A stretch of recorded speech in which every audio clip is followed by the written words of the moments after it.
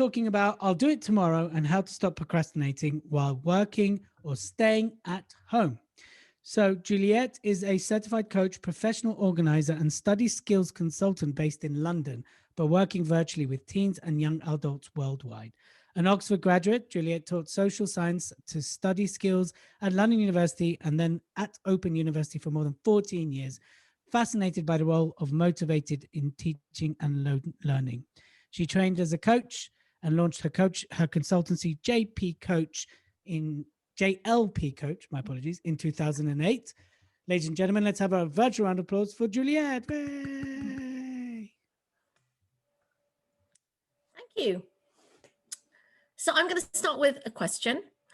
I'm wondering how many of you have an important task that you are avoiding, something you want to do, something you need to do, but you just can't get round to doing it. It might be a household task, like dealing with some clutter on the floor of your bedroom, or it might be something relating to your work, whether you're working at home or running a business, piles of paper, a difficult conversation you need to broach, an email you need to respond to. Every day you think about tackling this task and you say to yourself, I'll do it tomorrow. So quick show of hands, everybody wave if there's something on your to-do list that you're not getting around to doing. I'm guessing it's most of you, it's most of us. So I know that procrastination can be a struggle. It's a source of stress and it's also a symptom of stress. And especially in these challenging times, it can become part of a cycle where we avoid doing things that seem difficult, daunting, overwhelming. And the longer we put them off, the more difficult they become, and then that adds to the stress, and so it becomes harder and harder to start taking that first step. The good news about procrastination is that it's not a personality trait. Sometimes people say to me, oh, well, I'm a procrastinator, but I don't buy that. I think procrastination is a behavior, it's a tendency, and it's a habit. And like clutter, it can accumulate over time, but it can be shifted. So I'm here to share with you the good news about procrastination and also to share with you my 3 top tips. I'm a productivity coach, and I've been working for many years with students, with young adults, with busy people like you who are running a business or working from home. And I share very simple, practical strategies to help people develop organizing and time management skills, and in particular, to kick procrastination to the curb. The idea is to learn how to plan, to prioritize, and to focus on what really matters so that you can not only get things done, but that when you're not working, you can actually enjoy your leisure time. You can kick back and watch Netflix or do whatever you want to do without feeling that guilt, shame, embarrassment, frustration that you're not tackling your to-do list. So my 3 top tips. Number 1, stop asking yourself why. Declutter the word why from your vocabulary. As a social scientist, and I'm an academic, and I've spent many years pondering why people do things. But as a coach, I know the word why doesn't motivate. What it does is it takes you into your head. And as someone who tends to overthink things at times, I know that's not helpful. So instead of asking yourself, why am I procrastinating, or why can't I do this? Ask yourself, what do I really need to do? Who can I ask for help? When am I going to do this? How am I going to do this? Use those questions to reframe the questions that you're asking yourself, but don't ask why. That's my first tip. My second tip is to stop dwelling on deadlines. Again, this might be counterintuitive because people might think, well, deadlines are going to motivate me to get started. But actually, deadlines, who wants to think about death? That's not motivating, is it?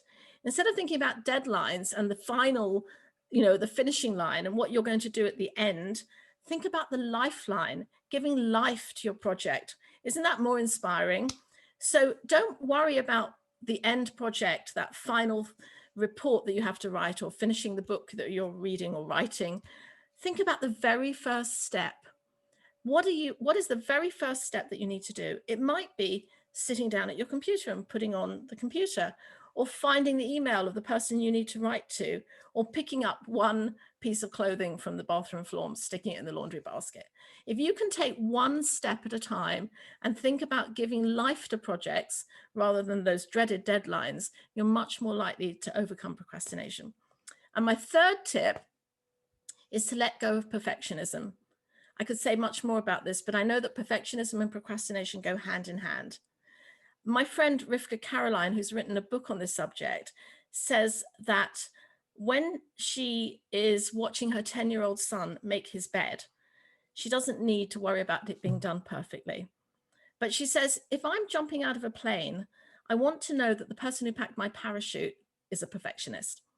So ask yourself, next time you have to write an email or present a pitch or do something relating to your work, am I jumping out of a plane? Does it really matter if it's not perfect? And as I often say to the students I work with, why aim for perfect when excellent will do? Lower the bar, let yourself off the hook, and let go of perfectionism. So those are my 3 tips.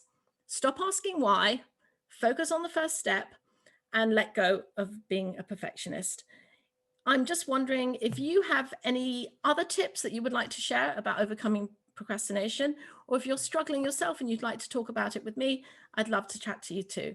I'll put my details in the chat and I look forward to hearing from you. Thanks. Yay, virtual round of applause there. Whoop, whoop, whoop, whoop. That's brilliant, brilliant stuff. So what was our key takeaway there from Juliet's talk? And I love that. I mean, from someone who, here's what my definition of perfection is. Are you ready? Perfection is the ability to say when you're right or wrong. And as I'm never wrong, I'm clearly perfect. No, I'm kidding, of course. But that's what I'm so detached from perfection, but I love aim for excellence versus perfection, because perfection doesn't exist. It's an intangible aspiration. So you'll never know when you get there. Right. Yeah, So I think that's right. That's absolutely brilliant. Thank you for that. That's so right. Lots of lovely comments there. Realizing excellence will do. Perfection kills the dream. So does comparing. It's the killer of productivity, isn't it? Don't focus on the result. Give life to your project. I love it. It's also good. You should write a book. I forgot to mention that. Now you can. I've written a book called What's Your Excuse for Not Being More Productive? There you go. I forgot to mention it. Sorry. Thank you, Elliot. I love it. And the whole deadline, who's inspired by death. I never thought of it that way. That was very clever. Do you want to put your details in the chat? I will do. Thank you. Yes. Excellent.